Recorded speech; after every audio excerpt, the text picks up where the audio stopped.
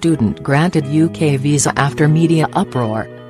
The UK has granted a visa to a student for an academic conference after a media storm over what lawyers said was a far-fetched and absurd case. Two Amsterdam University students, originally from Bosnia and Turkey, had their applications rejected. One submitted parts of his paperwork late and the other's student visa is due to expire in December. Immigration officials feared they would not return home after the event, despite the students' return flights. One student abandoned his effort to travel, but the other, Nsaid Zainal Ija, told the BBC she was delighted the UK Home Office had overturned its decision. "I'm really excited I can go. I'm sure it's because of the media attention," she said. "They called me earlier and asked for more information and then I was told I could go to Immigration Service and have my passport stamped today." The students were among 29 preparing to attend a gathering organised by Glasgow University's Psychology Department.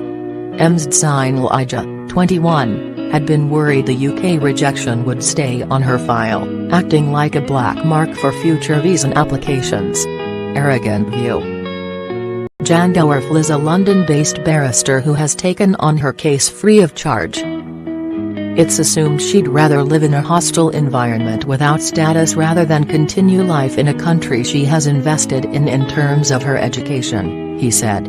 The idea that the UK is the promised land is just an arrogant and ignorant attitude. They ignored the fact she has travelled extensively to Australia and within the Schengen area and has always complied with any immigration restrictions. One of the UK's most high-profile QCs, Philippe Sands, Professor of International Law at University College London, UCL, told the BBC he now regularly organises meetings outside the UK to avoid these situations. Problems with visas are a regular occurrence.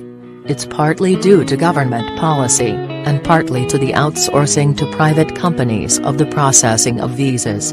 For several years I have been unable to invite certain individuals, distinguished professors, international civil servants, to speak in my classes at UCL, or attend conferences in the UK. I now often organise meetings outside the UK to avoid visa difficulties. This is both for academic meetings and for professional activities as a barrister.